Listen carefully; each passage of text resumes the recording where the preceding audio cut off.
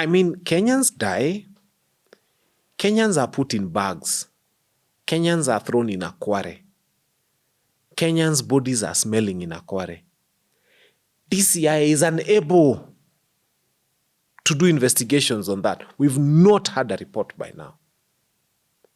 But a person is said to have self-abducted. And he's said to have been discovered to have self-abducted. Within less than 3, 4, 5 days, we have a comprehensive report about how he did this.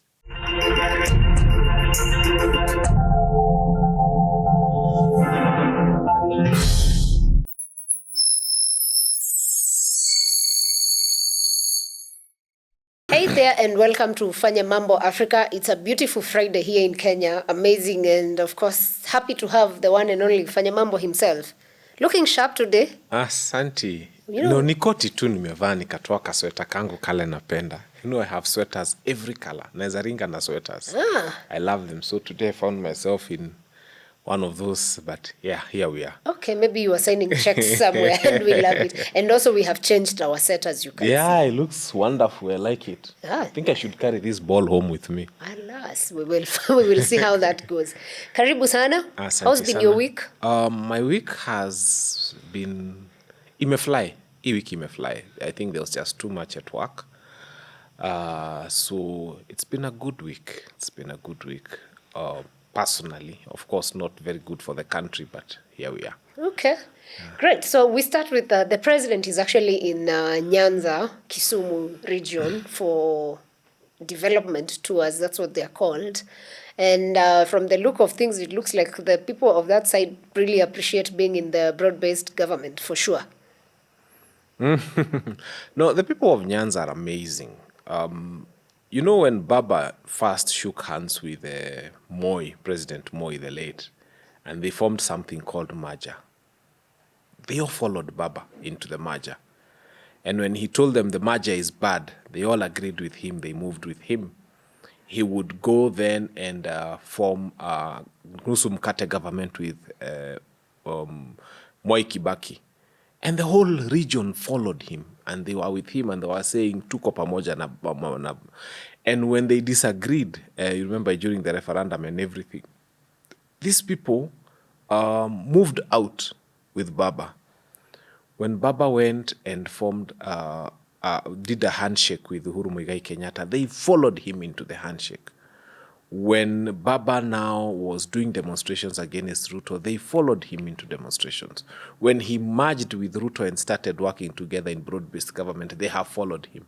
If Baba woke up tomorrow and told his supporters, no, let us just now move, we are not going to follow Ruto, it's going to be somebody else, they would follow him. So he is lucky to have the people from his region following him very religiously. You know, in Mount Kenya, people will tell you, wait a minute. You remember they disagreed with Uhuru. At some point, they even disagreed with Kibaki. So the people of the mountain are different. So when you see the people of Nyanza doing what they are doing, I mean, that's them. That's them. They've always followed Baba wherever he's taken them to. Okay. Yeah. And this whole tour, again, is actually because there's a Madaraka Day that is coming up in Homa Bay County. So, of course, it's the region. When you look at these events and how, these national events and how they impact, you know, the different counties where they're celebrated at, how is that changing the country, if it is, and how do you rate it generally? I think I must thank Uhuru Muigai Kenyatta because he was the first president to say, wait a minute, why does it always have to be Nyayo Stadium? Why does it always have to be in the capital? Let's take these national celebrations to the counties. I mean, there are boys who grew up watching the army marching on TV because you're in Homa Bay, you are somewhere in Kirinyaga, you are somewhere in Turkana, and they had never had an opportunity to see live just our army. Forget even the president, just our army. So for these things to go to the counties, it's a good thing because it touches the aspirations of even young people. There are people who want to serve in the forces. There are people who feel that I would like to carry that big gun and be part of the army. So it's just bringing these national things that have been concentrated in Nairobi to that place. But also, having said that, there's a lot that goes with these celebrations. For example, when you imagine how many people have to accompany the dignitaries, the president, the members of parliament, and everybody who will be there, it means that a lot of money will be spent in hotels, accommodation. There'll be, even the petrol stations around there will feel it because there'll be more cars on the road around that time. The hotels will feel it. The whole ecosystem within Homa Bay is going to feel that, there is something national that has happened here. So it's a plus, it's a benefit. I would say let us encourage having this Madaraka Day. In fact, Nairobi should be the last option. Let us encourage having these holidays all over the country, everywhere. Hata ikiwezekana Garissa ifanywe, let's do it. Okay. Yeah. When you look back, this is the 62nd year, right? Yes. Since we attained self-rule, because that is what Madaraka is. When you look at the dream that was back then and where we are today, how would you rate that? And is Kenya headed in the right direction, considering where we've come from to where we are and perhaps where we are heading? They said that independence, we wanted to fight three things: ignorance, poverty, and disease. Is poverty with us? Yes, to a very great extent. There are Kenyans who are having 1 meal a day. So we haven't achieved the independence dream with regards to fighting poverty. When you look at the life in the slums, when you look at life for some of the people even in the rural areas, even here in the city, ghorofa zingine ziko hapa sitataja, and you're like, no, this shouldn't be happening. So then there was ignorance. Ignorance, we've tried to a great extent. Our people are educated. Our people can communicate, they can write, they can read. But we still have a big population that does not, because now, you see, zero education then was like standard 8 education today. So any child who drops at class 8, any child who drops at form 4, still they haven't gotten the dream. Because the dream was to not only give education, but education that is relevant to 2025 and education that will transform the lives of people today. We've also not been able to fight it because as we speak right now, we are facing a disaster this year. We are not sure that some of our children will sit the exams. We are hearing parents might be forced to pay the 5,000 examination fees. The government is yet to come out clearly on that. So there was ignorance, there was poverty, and then there was disease. Poverty, we have spoken about. Ignorance is what we are looking at now. And then let's look at disease. Disease, then, people are talking of measles. People were talking of things like dysentery. People are being told to build pit latrines at Independence. Today, we have moved from what we were saying that we need modern toilets to having modern toilets working in the house, but emitting their raw sewer on our roads. So when we think of disease, we are still hearing cholera, we are still hearing dysentery. The dysentery is not coming because people don't have decent toilets. The bulk of the people now, rarely will you hear human beings who are relieving themselves in the bush. That was what was happening at Independence. But now, we've done it in the house, and then it's on our roads. And it's causing a lot of untold problems in terms of health. So disease is also happening because we have SHIF, that Kenyans are not sure how it's working. I saw some musicians the other day who were very famous for telling people to contribute money for people who are sick, telling us SHA is working. Then 2 days later, they become stupid and they come back to Kenyans and say, I found somebody who needs your medical attention. And he's being told, but you have become the campaigner for SHA. You've been telling Kenyans that SHA is working. So go and tell that SHA to pay those bills and never tell us to go into Harambes. So we have not been able to do our medical thing very well. When we see some women having problems with deliveries, I love what Linda Mama was. And I love what the former First Lady did with helping just women to deliver decently, because I have a lot of love and respect for women who bring life. I mean, it's the only way we all came to exist. So that is a very critical component that we must think about. How are our women delivering? So 62 years after internal self-rule, are we able to make sure that we are reducing maternal mortality? Things that could have been avoided just by having a proper health facility for our women. So 62 years after independence, we have quite a bit. We have a long way to go. Okay, and let's wait to see how the president's speech goes on that day, because I think that's something that everyone is looking forward to. It's interesting that you've mentioned the issue of health, and just this week, the World Bank was giving new is it terms and conditions or proposals that the country should stop taxing people of the lower, in terms of people who earn little money. I think it was 30,000 and below. So they stop spending money, they stop being contributing towards SHA.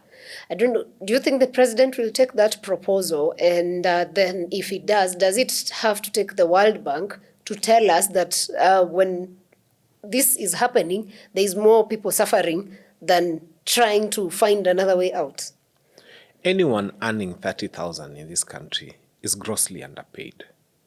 In the light of the especially if you're within Nairobi, in the light of the cost of living, it's a gross underpayment. Even that person just pays fare only. They spend up close to a third of their salary. When they pay rent, it's even more. What are they left with? And may probably have children to educate, and they have other bills too. So these are the kind of jobs that people do because there's no other job. When you go into taxing such salaries, what you're doing is you're increasing the amount of suffering that this person is going through. Government should look for alternative ways to raise money for this social health, and there are very many ways. But taxation of our people and meeting such horrible amounts of money on them is not going to work. And that's why you see against a target of about 157 billion, they collect about 57. And reason being, they think that the reason they are collecting less is because they are charging less.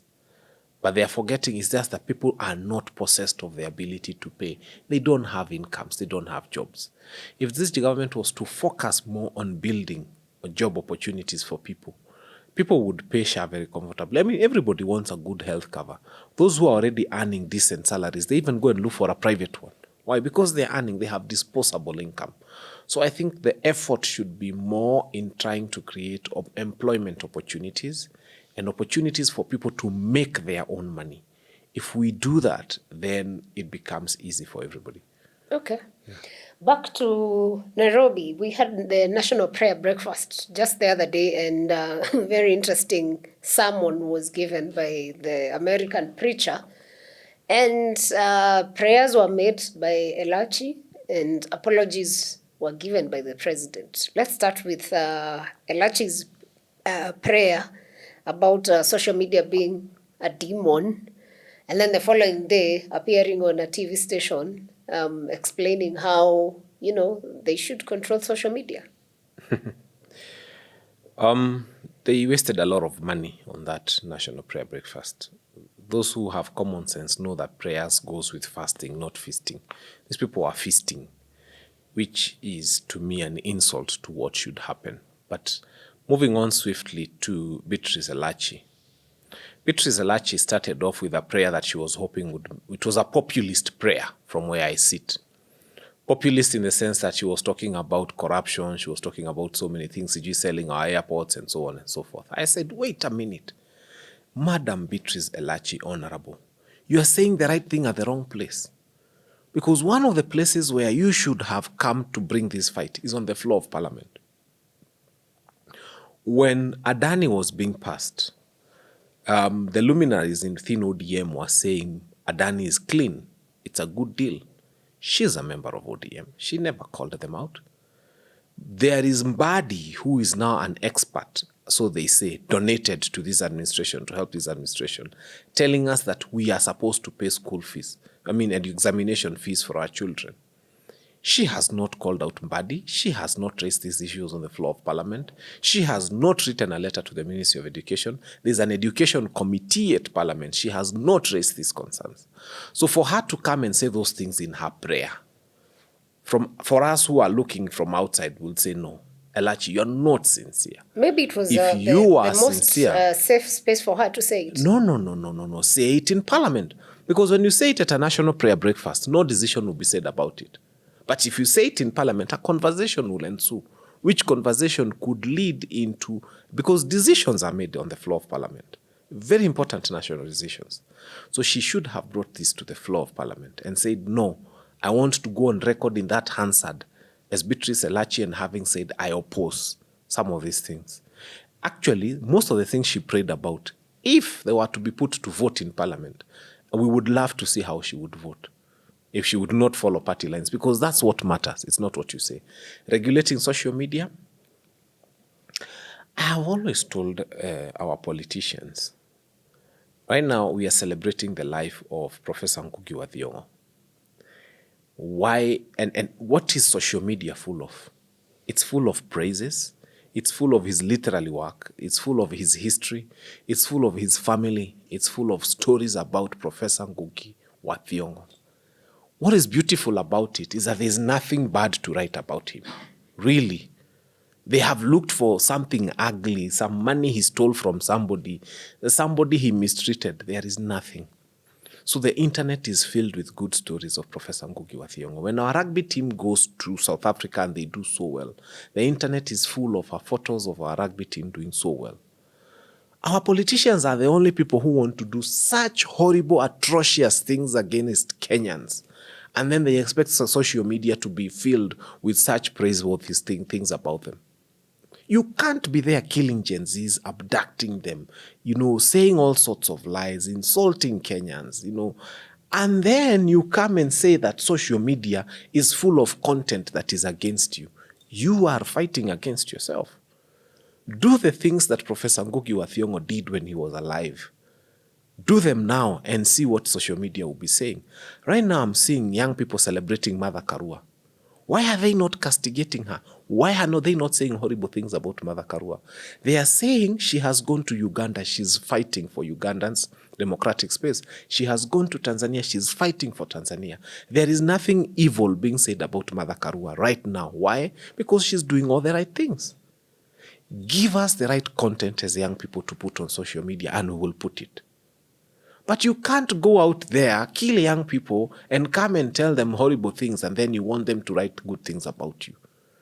Social media is a mirror, and we are just putting it before you to see your horrible manners and deal with it. So we are not regulating social media. We are not interested in that conversation. Regulate your manners. Regulate the things you do. Ukikuja kuambia watu utakarabati results za uchaguzi. What do you want Kenyans to do? They will draw you as a mukarabati and do all sorts of things. So you have to do the right things. And social media will have a content of the right things about you as a person. Very interesting, because I think it's just politicians normally who have a problem with social media. Everyone else is just fine. Actually, it is the mannerless politicians who have a problem with social media. Have you seen somebody? I mean, there are few we can count. Like now I've seen Gathoni wa Mushomba. Most of the content that is carried on social media about her, it's her fighting for people. I have seen Edwin Sifuna. The social media, if you type Edwin Sifuna on any social media platform, there's a lot of good things about Edwin Sifuna. If those people are doing horrible things out here, if they were here sodomizing children, doing all sorts of ugly things, organizing for the abduction of people, killing them and insulting them, that is what social media would carry about them. So social media is carrying your rubbish and bringing it to the fore, and you are unhappy that it is carrying it. Stop doing rubbish, and social media will not have rubbish about you. Yeah, stop doing rubbish. Yeah. When you think about the prayer, okay, we are not God to judge, but what was the message being communicated at this point? Because at least we can decode the message, not the prayer. She knew the whole country is watching. To a great extent, okay, those who watch TV, because Gen Zs have a problem with watching TVs. They look for what they want. She knew that the bulk of those who watch TV were watching anyway. And so it was a populist moment to say populist things and probably try to endear yourself to people. But I'll say this, those things would have been said in the right space, which is Parliament. Okay. Yeah. Good. The president also, maybe after a sermon that was given by the very interesting sermon on forgiveness and listening to young people, the Gen Zs, and he gave examples of his own children. And I think since the preacher had to come in before the president, then the president did not have a choice. So he got on stage and had to say, if we have wronged the young people, we apologize. If we have wronged Uganda, Tanzania, we apologize. What do you make of the if apology? I'll give you this very simple analogy. It's like a community that entrusts a farmer with their land, 10, 15 acres, tells the farmer, plant food for us this season. Here are the implements, here is the fertilizer, here is everything. The farmer decides to take a shortcut, sell some of the fertilizer, bring the wrong one, get the wrong seed, plant, refuse to cultivate, refuse to do good crop husbandry. And then at harvest time, the crop that is harvested is actually poisonous, and it is inadequate, and it has got aflatoxin. Now, then the farmer comes and says, if I have wronged you as a community, I am sorry. What that apology does not do is it does not provide food for this community for the next 6-7 months until the next planting and harvesting season. That apology does not put food in the granaries of these people. That apology does not take away from these young people and the families the possibility of them starving. That apology does not take away from them the problem of knowing that they will not have feeds for their animals for the period. What President William Ruto has done is that farmer did. He has insulted us. He has done bad things to us. And he has created no mechanism for resolving. I mean, when you preside over a regime that ensures that Gen Zs disappear, some without a trace, and then you come and tell parents, if I have wronged you, I am sorry. Na huyu mtu hajaona mtoto wake for 2 years. You can't have that conversation. Leadership does not end with an apology. Leadership actually begins where the apology ends. Once the apology has been given, that's where leadership begins. What are you doing towards shaking hands and meeting people? He finishes that and goes to Kisumu and he starts saying, nimesikia wakisema one term, na sisi tuwajibu aje. Is that leadership? Leadership should have been, why are people saying one term? What is this so horrible and horrendous I have committed that has led people to say one term? And start building bridges towards those people. But not now being bravado and trying to show people that I will be president without all of you who are saying one term. I have seen reports from poll agents in the newspapers saying that 75% of Kenyans believe that the country is going in the wrong direction. And what I'm worried about is not those 75%. It is these 14% who think that Kenya is heading in the right direction. Those are the ones I'm worried about because I wonder where they live and what is wrong with their eyes or their ears or their senses. So we are not worried about the 75%, which is a super majority that believes Kenya is heading in the wrong direction. I am thoroughly worried when I see 14% who think that Kenya is going in the right direction. So this apology, some have seen it as the right step. Of course, for a president to start that, maybe it's a step towards the right direction. Others feel, as you say, it was not genuine. But then now, where do we go from here? That has happened, yes. It was an if, yes. But now what next? I have told you, if you come to this country on Sunday, there's a very different set of people who live here on Sunday from the ones who live here on Monday, Tuesday to Friday. Actually, you would think that people were teleported and imported to this country on Sunday. Oh, they pontificate. You should see them receiving the Holy Communion. You would think Kenya is heaven. And the dresses they wear, and the way they walk meticulously, and the way they sing hallelujah. That was the national prayer breakfast. But what we do between now and the next national prayer breakfast is what will worry you. So what steps from here? Number one, you come and say, if I have wronged you, we are sorry. Where are the abductors? At least arrest one. Awe funzo, tuonyeshwe, this is an abductor. The Kenyans will see that the president means well. But you cannot be saying that abduction is wrong, we are sorry, we have stopped abductions, and then there is no single abductor who is arrested. Why are they above the law? When we say, if we have wronged you, you just saw on the papers the other day, the port has lost 100 billion to illegal tenders. 100 billion. Hakuna kesi hapo. Hakuna, there's no case. But then Natembeya is guilty of stealing 1 million. So they said, in court, or getting kickbacks worth $1 million. So they said in court. What we are not happy with and what will happen is Kenyans want to see from here, where are those SHA thieves? Where are those people who stole 15 billion from e-Citizen and nothing was said? Where are those people who benefited from 100 billion tenders? Where are those people who have taken other people's land and those people have become homeless? Where are the thieves of Ndabibi land, for example, in Naivasha? You saw Honorable Danson Mungatana, who really campaigned for this government, coming out fiercely and saying that they are taking land in Tana River in the thousands of acres. Where are those thieves? So this apology is useless. It's useless until you return the land in Tana River. It is useless until you return the land in Dabibi. It is useless until the land stolen in Ngong Forest is returned and the trees replanted.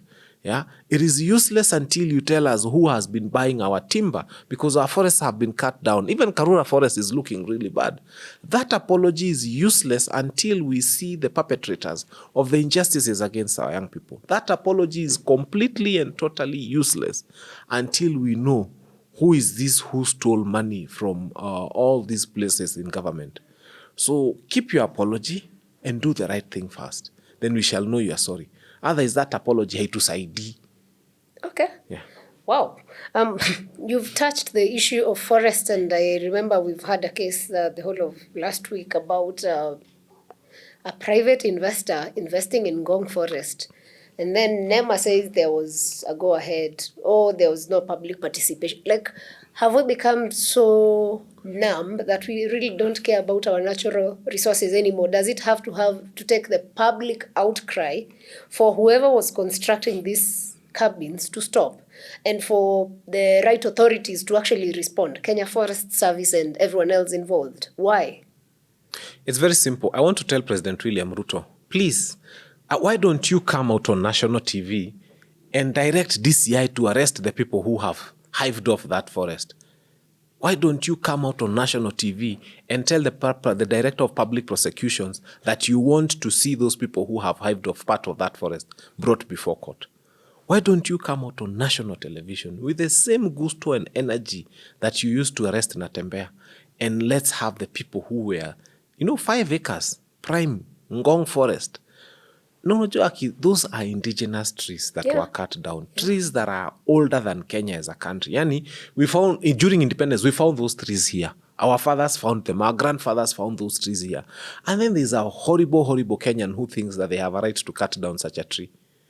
I think right now, if President Ruto means well, let him lead from the front, and I want him to say, I want those people arrested. Why is he not declaring he wants them arrested? I mean, you're head of state. People are cutting down trees in your country, and you have said nothing about it. This is what is annoying Kenyans. He's only telling us abracadabras that are useless. I want the head of state to personally pronounce himself on the forest issue.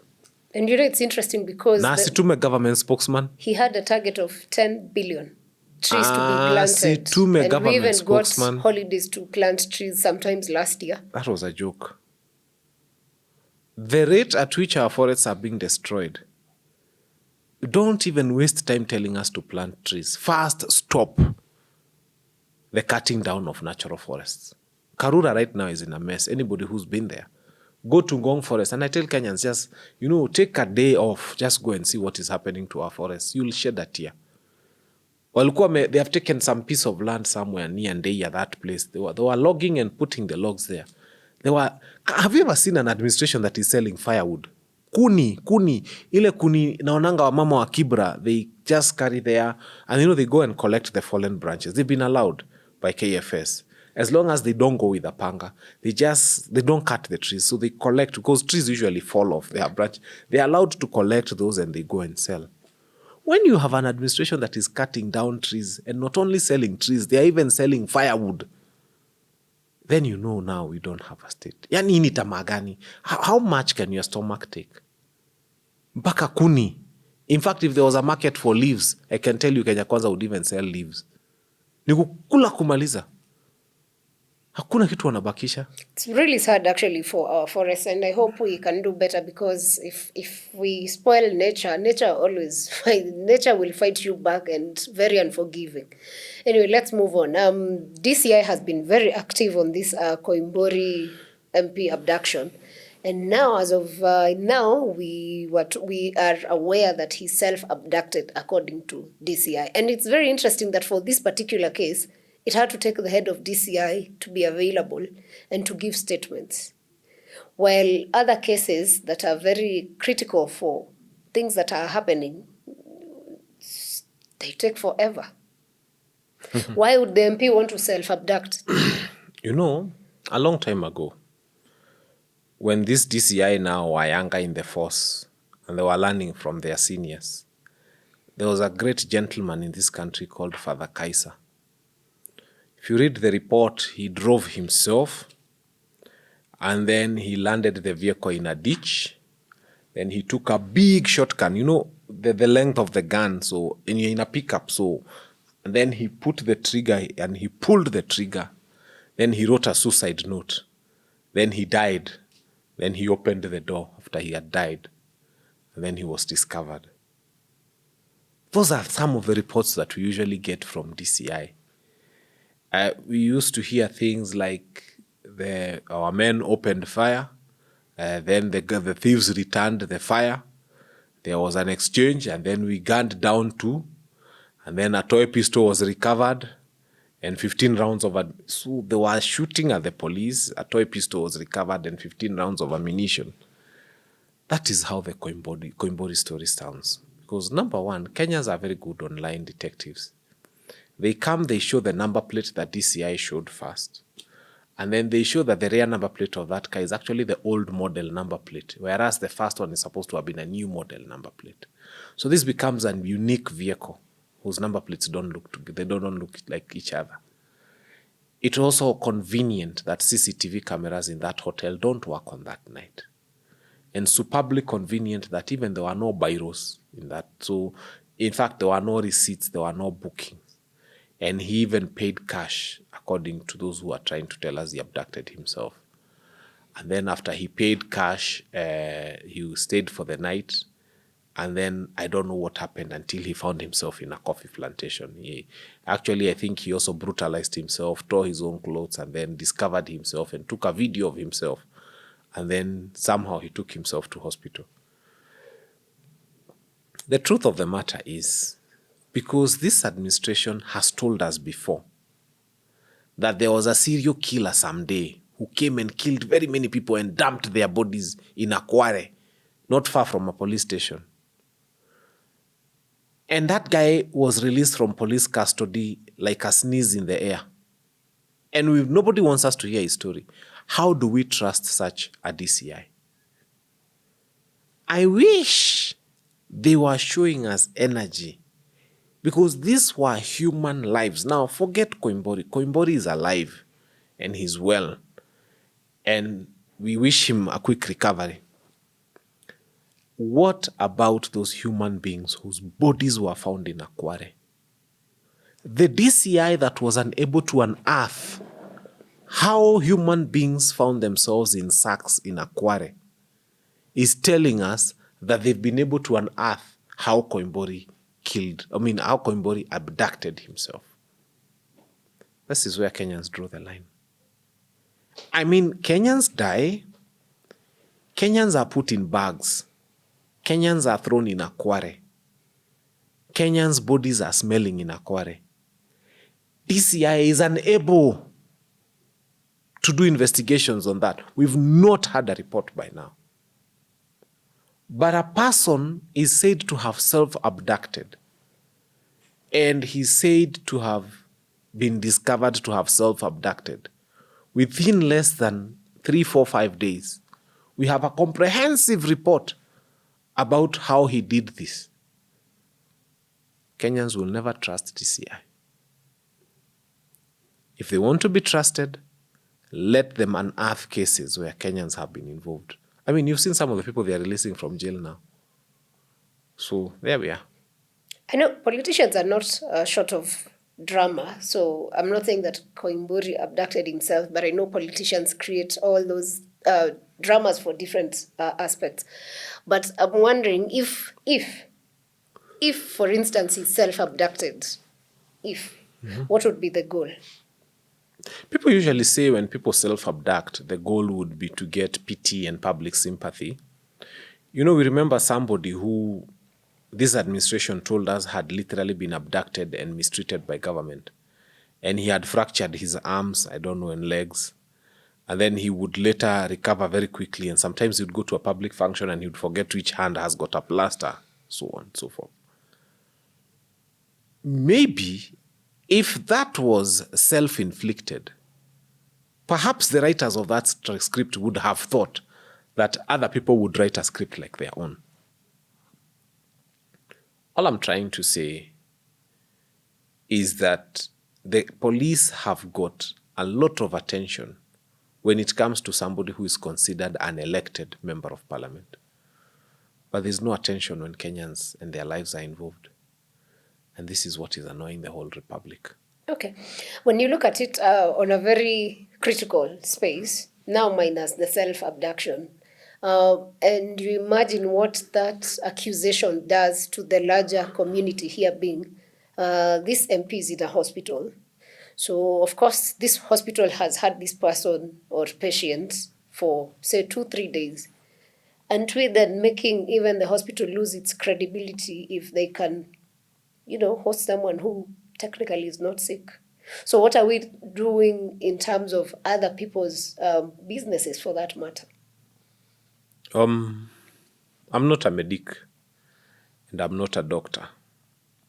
But I think preservation of life is important.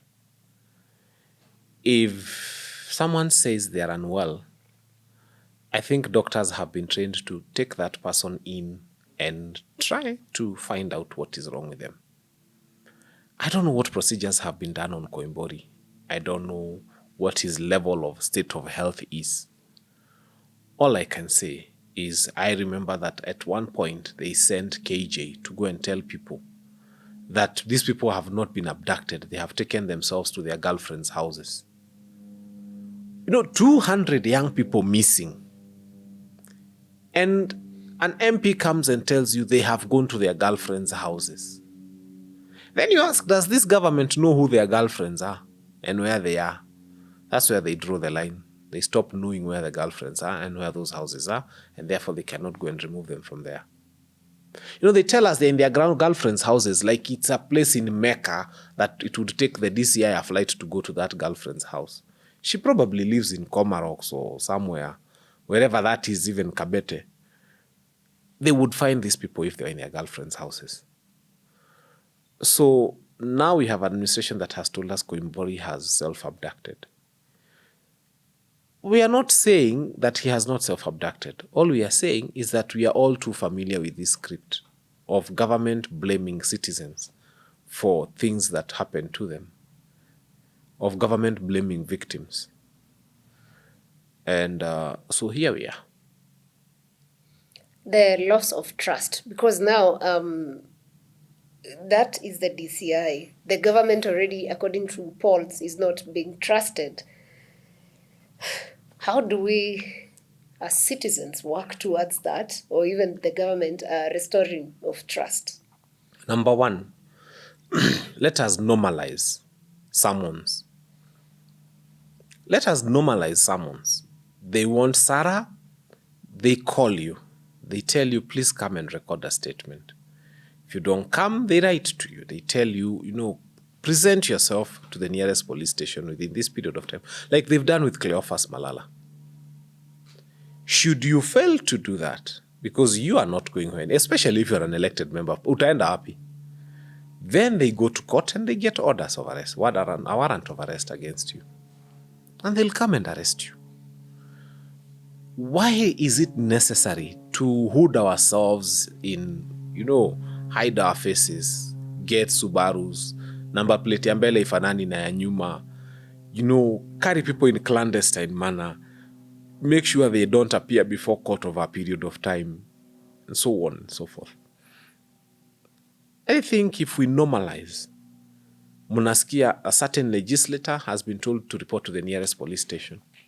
That is fine, because this person will come with maybe 2-3 members of the family and his lawyer. And if they're going to be booked in, people are happy to know that one of their own is in a police cell, he's in this Kasarani police station or wherever. It's not the most comfortable place for them to be, but we know where they are and we know how they are. This is all Kenyans are asking for. It is actually cheaper when you tell someone to present themselves to a police station. Hata hiyo mafuta ya Subaru hamtatumia. It can be used for other things, delivering maybe medical supplies to other people. So, end the abduction culture. Arrests do not necessarily, unless you're dealing with criminals who are running away from the society. I mean, men and women, and young men and women and girls and people who are known, people who have got no reason to run away from the authorities, they will present to themselves to the nearest police station. They will. They will, and the matter will go before a judge. And the court will rule. This is all we want.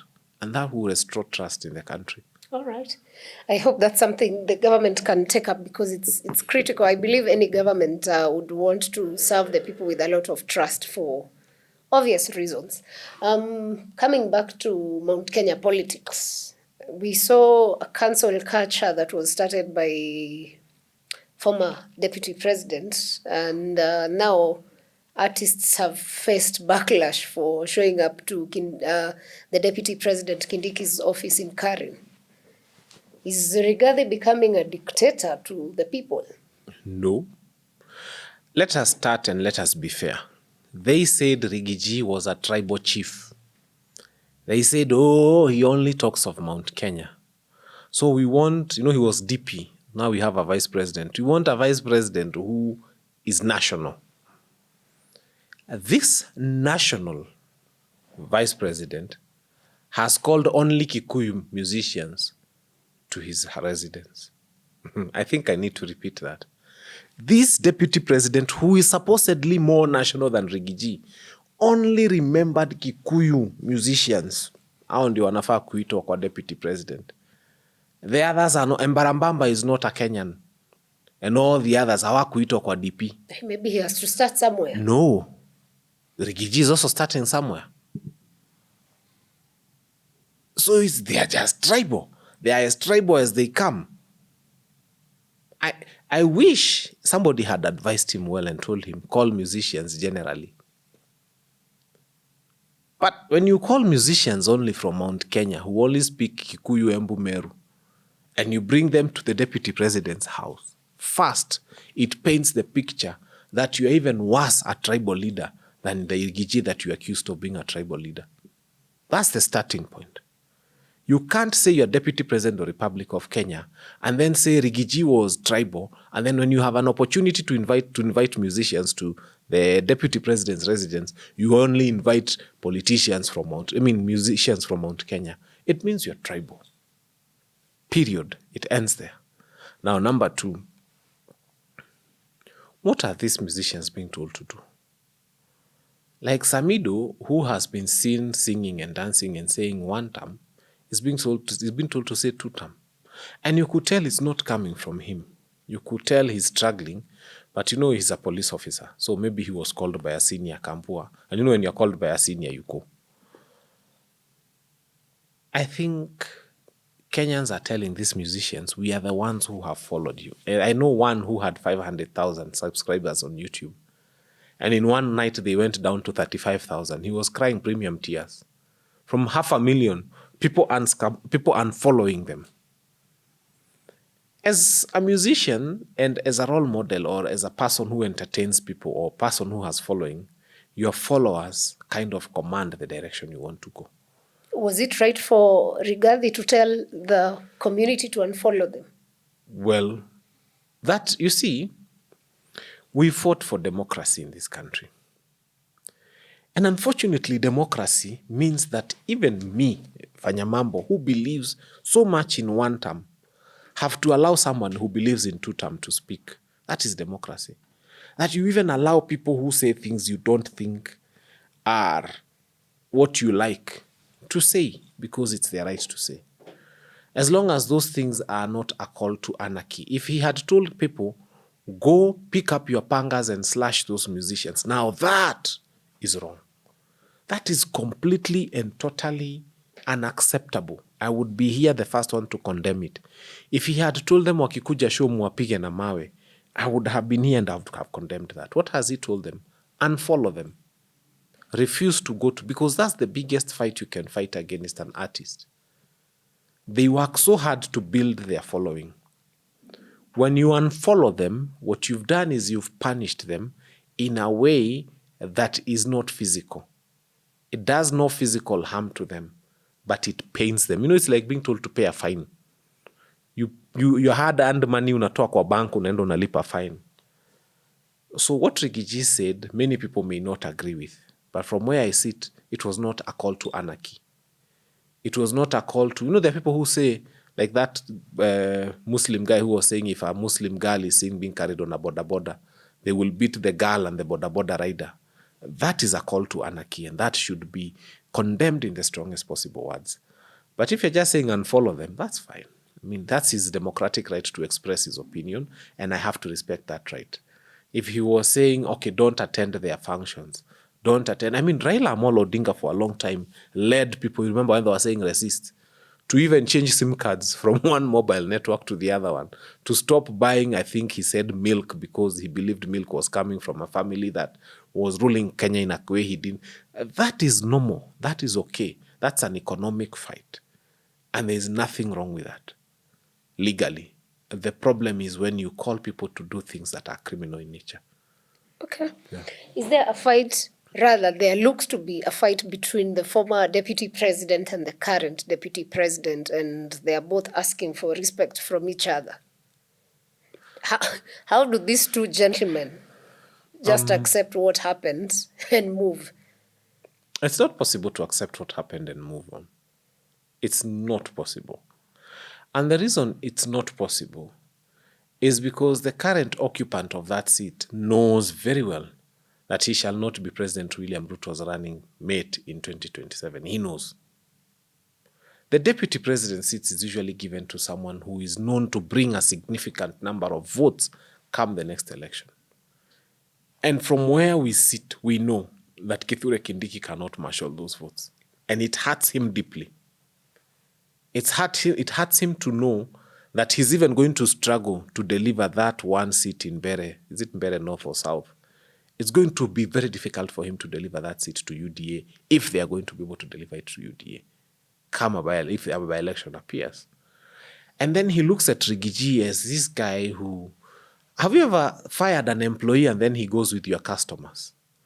Rigiji is this employee who's been fired na ameenda na customers karibu ende mpaka na stock.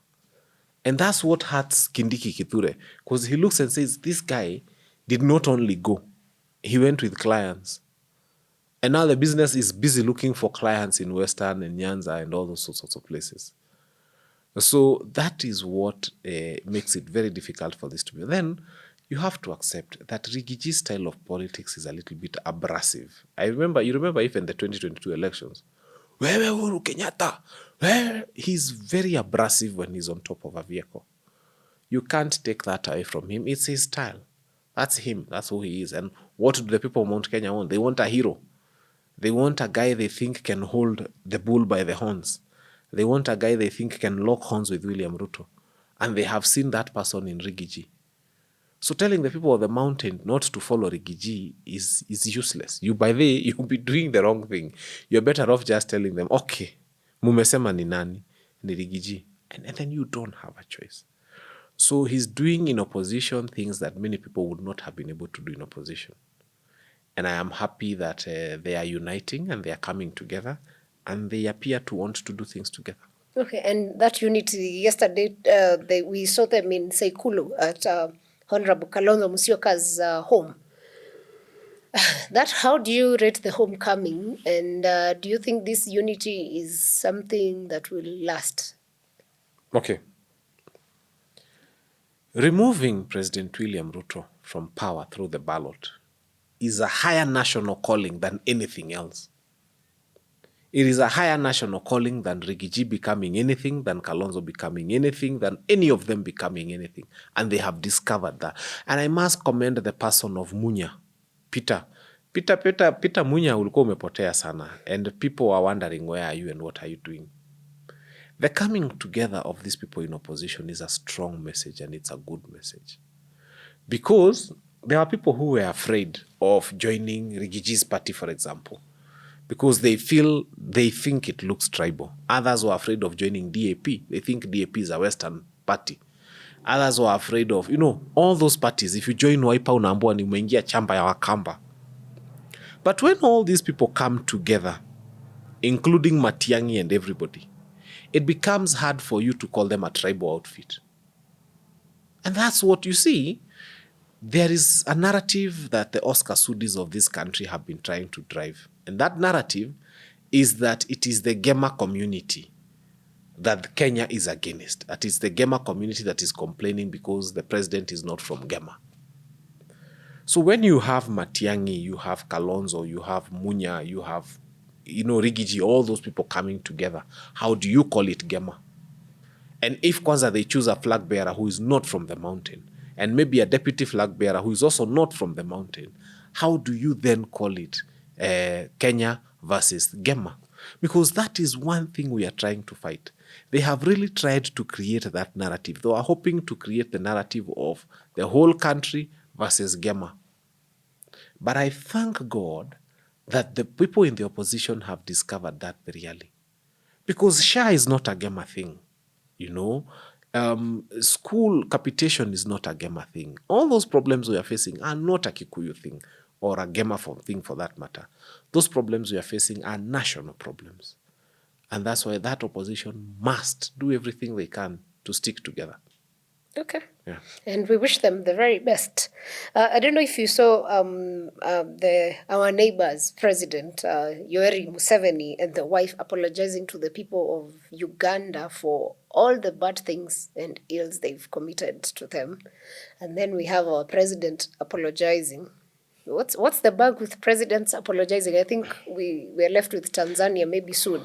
I'm never short of analogies. The analogy I would give of Museveni and his wife apologizing to Ugandans is that of a community that was using a wooden bridge to get to the other side.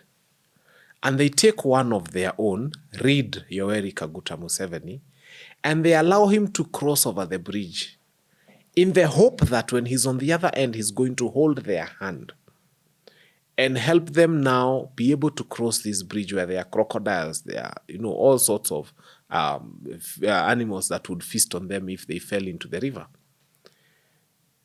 And those crocodiles is SHA, it's poverty, it's ignorance, it's disease, it's all those problems. You need to cross to the other end for you to live a happy life. But when the president gets to the other end, he doesn't take long before he actually sets the bridge ablaze. He burns it. And so anybody who wants to move from a position of where they are to a place of good health has to go through all these crocodiles and all these problems in the river. And then they suffer for very many years, close to 40 years. And then he looks back and says, I am sorry that I burnt the bridge that would have helped you cross to this other side. Without picking a hammer, without picking a nail, without even trying to restore the bridge. I mean, the problems remain. The people of Uganda still can't cross to the other side. This bridge is destroyed. The people of Uganda have lost livelihoods. They have lost their children. And by the way, he's saying sorry, and Besigye is rotting in jail. Yeah. For doing nothing criminal, coming to launch a book in Kenya. So that is what I call the most useless apology. In fact, the Guinness Book World of Records just needs to create a space for the most useless apologies in the world. Na ile itakuwa imeshinda record ni ya kwanza ni ya Kenya that starts with an if, followed by Museveni's apology. Because you can't be apologizing to Ugandans and Besigye is in jail. You can't be apologizing to Ugandans and the things that you did against Bobby Wine are still there. Na ndio maana hata jina Babu Owino inamsumbua because Bobby is Babu and Wine is almost Owino.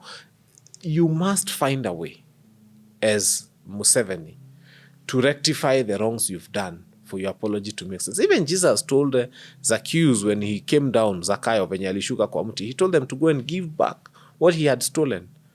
So why are we having a conversation about Zacchaeus having said sorry the tax collector but not returning. Hiyo part ya kureturn ndio wanasahau.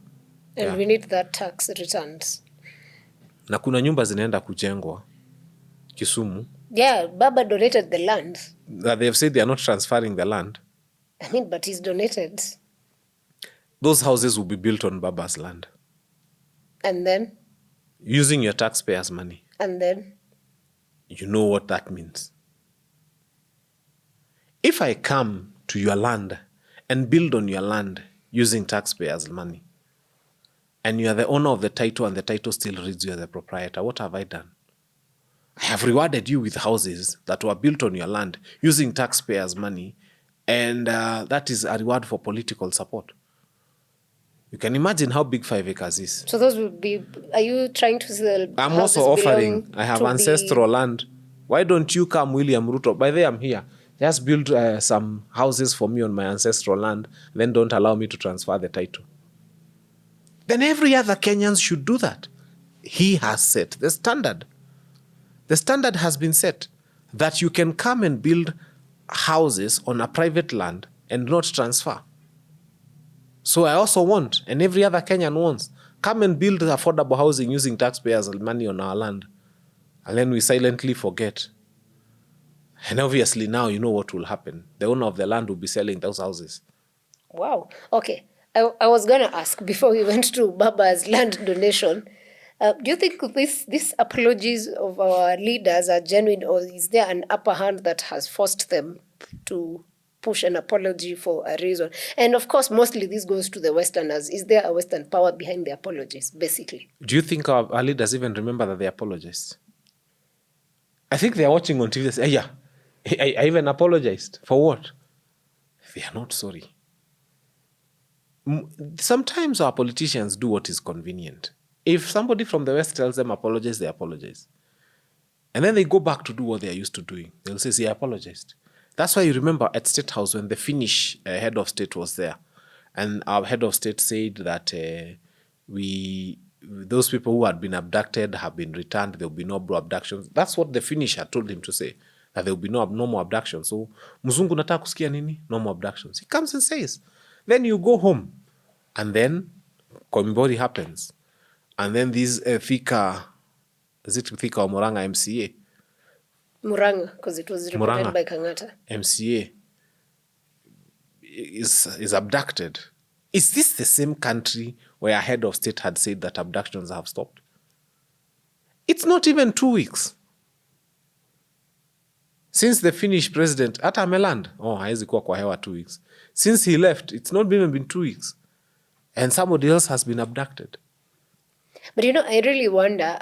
Maybe even the Moranga one self-abducted. Now, they said he was actually arrested, not abducted by the police.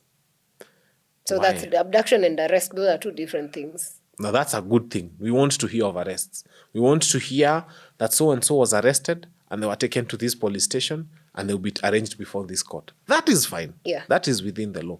Okay. My question would be, for people to lose faith in, say, DCI, the police, what are the dangers? Because these are the security forces that actually govern a country in terms of security affairs. So when trust is lost in these security forces, what's the danger and what is it that can be done to redeem that? The danger is that community policing will also die. When Kenya had hit the height of successful policing, it's not when they used guns the most. It's when they befriended. I remember people used to organize tournaments between the youth, and one happened in Dagoretti, the youth in our area and the police in our area. A football tournament. And that made the police move from a place of a mystery of a force to friends of the people. And when that happened, people were able to come and give police information and tell them that the drug lord is so-and-so, the Al-Shabaab is so-and-so, the thief is so-and-so. People will understand one day that the most successful policing will never happen because of guns and bullets and brute force. It will happen because of trust. When people feel that they can come and tell the policeman, fulani ndio anauza bangi, and the policeman will come and arrest that guy, The problem is that most of the people who sell these illicits and start with wines and spirits, you will see there's always a police Land Rover coming to where there's always wines and spirits. I don't know what they do, but they usually shake hands for a brief 2 minutes and then they go to the next wines and spirits. I think they're just there to check to see if they are selling church wine or they're selling the real wine. But they usually do that every day. Trust will be built if people know that the police mean well with them.